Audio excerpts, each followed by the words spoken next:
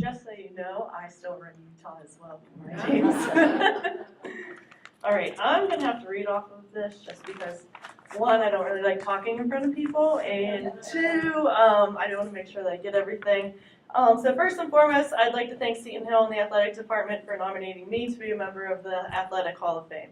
I'm truly humbled and honored. When I first received the call, I was extremely excited, but I don't really think it hit me what this accomplishment was yet, because I was actually in my way to go to a coaching interview. So I was like, oh God, okay, I just got to think of this, I got to think of this. And then afterwards, I'm sitting at home, I'm like, oh my gosh, I'm being nominated for a Division II school into a Hall of Fame, and it's unreal to me. So I'm very blessed for this. Seton Hill and women's basketball team had one of the greatest impacts on my life. When first going off to college my freshman year, I was nervous just like anyone else would be their freshman year going. Leaving my family, I'm leaving my comfort zone, I don't know what it's going to be like, but Seton Hill was my home away from home. I remember every summer looking forward to heading back to school, being with my teammates, my friends. Might not have always looked forward to the conditioning part of it as much, but I wouldn't have wanted to do it with anyone else. The team and sports taught me so many things in my life.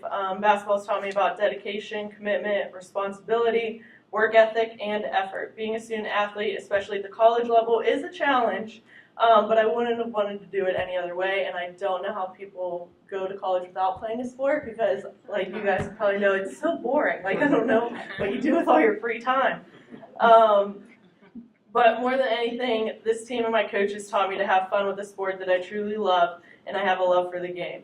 It's more than a sport to me, it's a lifestyle. With my experience and my coaches, I knew that I wanted to continue my basketball career, which led me into coaching, and I have been coaching for the past 7 years, and I just accepted my first head coaching position where I do run Utah. Coach Labate, thank you for being one of the most intense, craziest, funniest, and caring coaches that I've ever had. You saw something in me you never gave up on, and you also trusted me to have the freedom to play how I wanted to play. Grenick, I don't know if you actually remember this or not, but my senior year, our last home playoff game, we always stood next to each other during the anthem.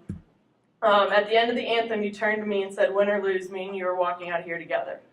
You were always someone I knew I could turn to and always had my back. You believed in me and always knew how to pull out that aggression and hunger in me.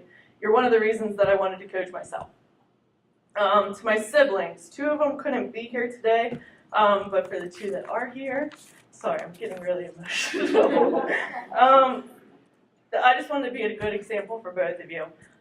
Curse, thank you for being my best friend and always being there. Sorry. Corey, you had to come to my games whether you wanted to or not.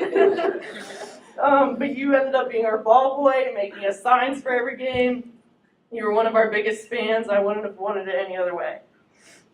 I was lucky to also meet Chris here while I was at Seton Hill. You may be the all-time leading scorer, but I can say I got in the Hall of Fame first, even though I know you'll eventually be here as well. Don't worry, I know your time's coming. You always gave me someone to battle against and go against every game. You still like to challenge me every day. Even though we'd always secretly compete to say who had a better game or who played better, I knew you were always in my corner.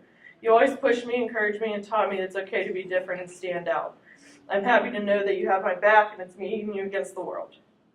Officially, now you're stuck. Okay,